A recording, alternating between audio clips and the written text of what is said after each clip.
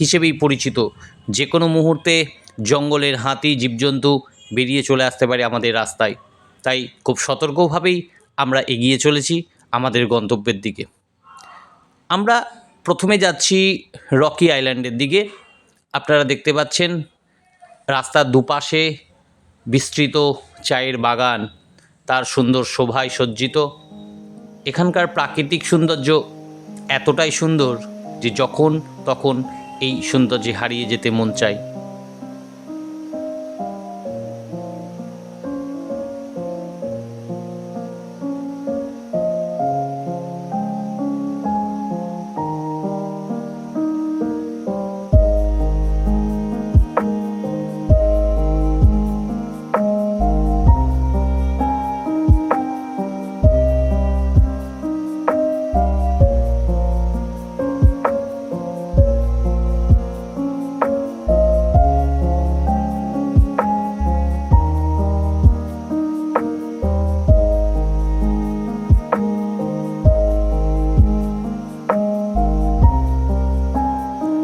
পাহাড়ি আঁকাবাঁকা পথ পেরিয়ে আমরা চলেছি রকি আইল্যান্ডের দিকে।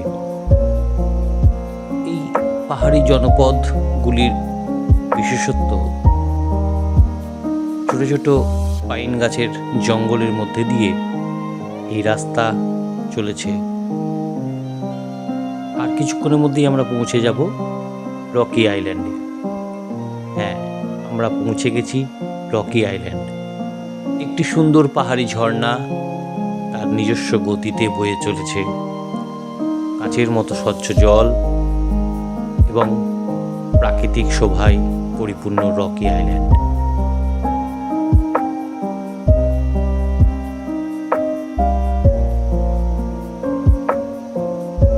আমাদের পরবর্তী গন্তব্য গৌরীবাস। এখন আমরা এসে পৌঁছেছি গৌরীবাস। এটি বিন্দু যাওয়ার পথে একটি ভিউ পয়েন্ট। আপনারা দূরে যে পাহাড়টি দেখতে পাচ্ছেন, ওই দিকে রয়েছে ভুটান আর এদিকে রয়েছে ভারত। মধ্যে দিয়ে বয়ে চলেছে জলঢাকা নদী। এই নদীটি ভারত এবং ভুটানকে আলাদা করে দিয়েছে। নিচে জলঢাকা নদীর ছোট্ট কলকন স্রোত বয়ে চলেছে এবং প্রচুর পর্যটক যারা একদিনের ভ্রমণে আসে পিকনিক করার জন্য, এই নদীর উপত্যকায় চারিপাশে তারা পিকনিক করে। তার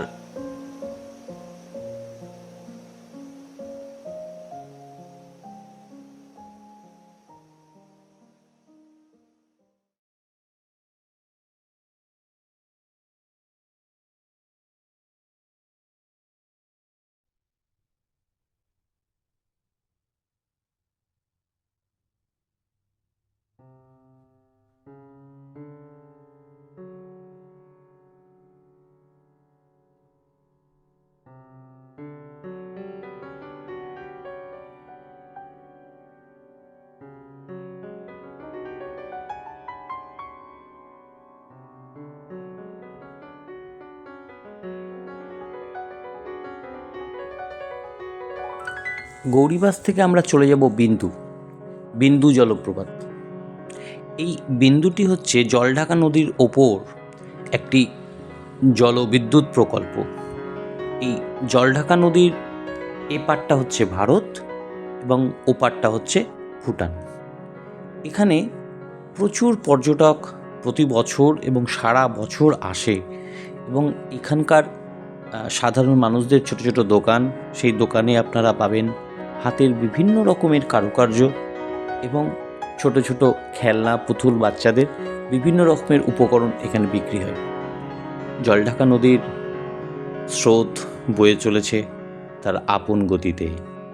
পাহাড়ের এ প্রান্তটা ভারত, ওই প্রান্তটা ভুটান। দূর থেকে যে পাহাড়ের ওপরে বাড়িঘরগুলো দেখা যাচ্ছে, সেগুলো সব ভুটানের মানুষজনের বাড়ি। এই জলঢাকা নদীর স্রোত আপন গতিতে বয়ে চলেছে। পাহাড়ি ঝর্ণার নদীর জল মনকে যেমন শান্তি এনে দেয় এবং মনের এবং শরীরের ক্লান্তি এক লহমায় দূর করে দেয়।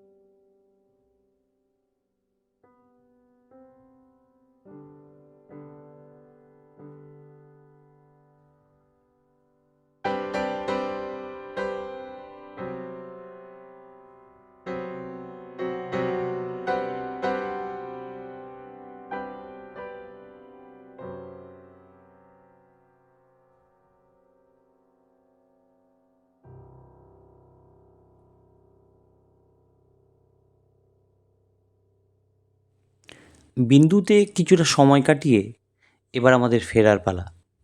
আজকের মতো আমরা এখান থেকে বিদায় নেব এবং যাত্রাপথে অনেকটাই দেরি হয়ে গিয়েছে, সন্ধে হয়ে গিয়েছে এবং এই পাহাড়ি আঁকাবাঁকা রাস্তায় গাড়ি চালানোটা তো বেশ বিপজ্জনক, কারণ রাস্তার দুপাশেই ঘন জঙ্গল এবং এই জঙ্গলের মধ্যে দিয়ে যখন রাত্রেবেলার গাড়ি চলছে বেশ গা ছমছম একটা পরিবেশ। যে কোনো সময় বন্য জীবজন্তুদের আগমন ঘটতেই পারে, তবুও আমরা অতি সতর্কভাবে এই পাহাড়ি রাস্তা অতিক্রম করে আমরা আজকের মতো যে সাইট সিনগুলো ছিল সেগুলো দেখে আমরা আজ আমাদের রিসর্টে ফিরে যাব। আগামী দিন আমরা বেরিয়ে পড়ব জঙ্গল সাফারি অর্থাৎ গরুমারা জঙ্গল দেখার জন্য।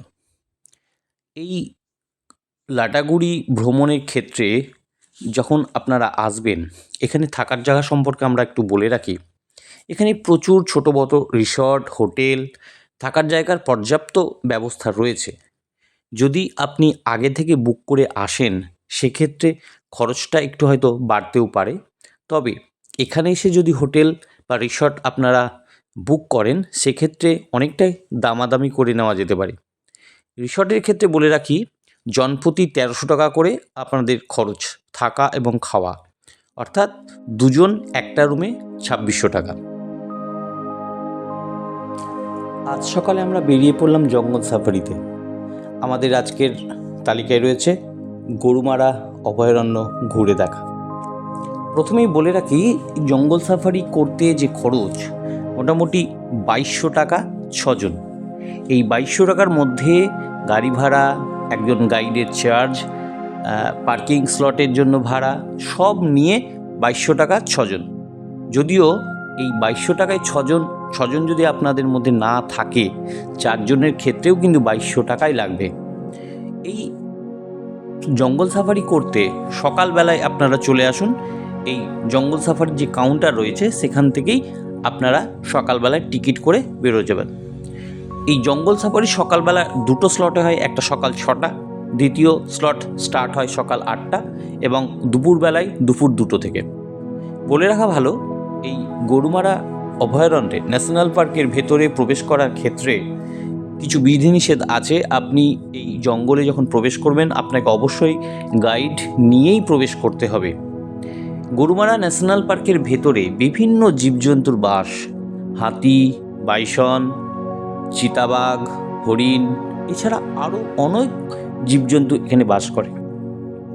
যদিও আমরা এই জঙ্গলের ভেতরে বাইসন, হরিণ এবং ময়ূর দেখতে পেয়েছি, তবে হাতি খুব একটা সচরাচর দেখা যায় না। যদিও খুব সকালবেলায় যখন শান্ত পরিবেশ, তখন অনেক সময়তে সুযোগ হয়ে যায় হাতি দেখার ক্ষেত্রে।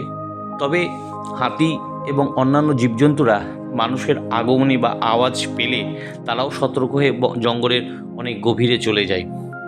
এই যাত্রাপথটা প্রায় ১৬ থেকে ১৭ কিলোমিটার, আপ ডাউন নিয়ে প্রায় ৩৫ থেকে ৩৬ কিলোমিটার, সময় লাগে ২ ঘন্টা। এই ২ ঘন্টা জঙ্গল সাফারিতে গাড়ি আপনাদেরকে একদম কোর এরিয়াতে নিয়ে যাবে জীবজন্তু দেখানোর জন্য। এই সময়কালে পর্যটকদের খুব চুপ থাকার জন্য তারা অনুরোধ করে, কারণ জীবজন্তু গাড়ির আওয়াজ কিংবা মানুষের আওয়াজ পেলেই তারা জঙ্গলের ভেতরে চলে যায়। সেক্ষেত্রে তখন জীবজন্তু দেখার সুযোগটা অনেক কম থাকে। এই জঙ্গল সাফারির ক্ষেত্রে সকালবেলাটা সবথেকে বেস্ট টাইম, কারণ রাতের নিস্তব্ধতার পর জীবজন্তুরা অনেকটাই খোলামেলাভাবে জঙ্গলের মধ্যে বিচরণ করে। আর আস্তে আস্তে যখন জঙ্গলের মধ্যে বিভিন্ন সাফারির গাড়িগুলো প্রবেশ করে তখন তারাও কিছুটা ভীত সন্ত্রস্ত হয়ে জঙ্গলের ভেতরে চলে যায়। সেক্ষেত্রে সকালের টাইমটা বেছে নেওয়াটাই সবথেকে বেস্ট হবে।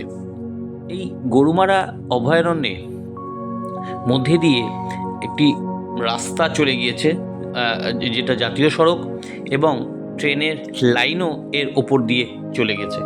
আমরা এর মধ্যে দেখতে পাচ্ছি একটা বাইসন তার ছোট্ট শিশু ছানাকে নিয়ে জঙ্গলের ভেতরে রয়েছে এবং অতি উৎসাহী দর্শক, তারাও বিভিন্নভাবে দেখছে। এবং এই বাইসনটা সম্পর্কে বলে রাখি, বাইসন কিন্তু খুব হিংস্র জন্তু।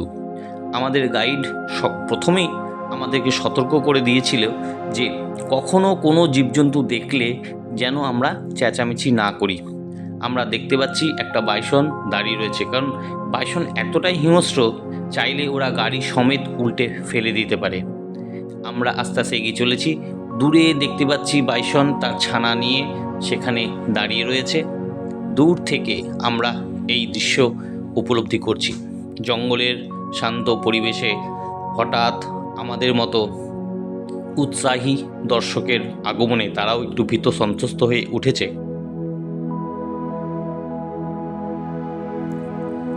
জঙ্গল সাফারিতে আগত সকল পর্যটকের কাছে অনুরোধ থাকবে, আপনারা এই জঙ্গল সাফারিতে কেউ ধূমপান করবেন না কিংবা প্লাস্টিক ব্যবহার করবেন না।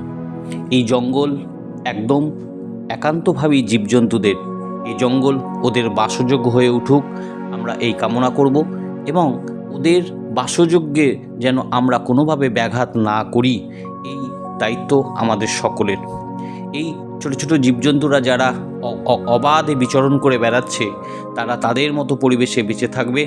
আমরা ক্ষণিকের দর্শক বা পর্যটক, আমরা এখান থেকে যখন চলে যাব তাদের যেন কোনো সমস্যা সৃষ্টি না হয়।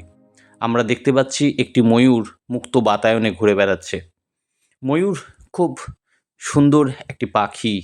এই জঙ্গল সাফারিতে আমরা অনেকবার অনেক জায়গাতে ময়ূর দেখতে পেয়েছি, তারা মুক্ত পরিবেশে বিচরণ করছে।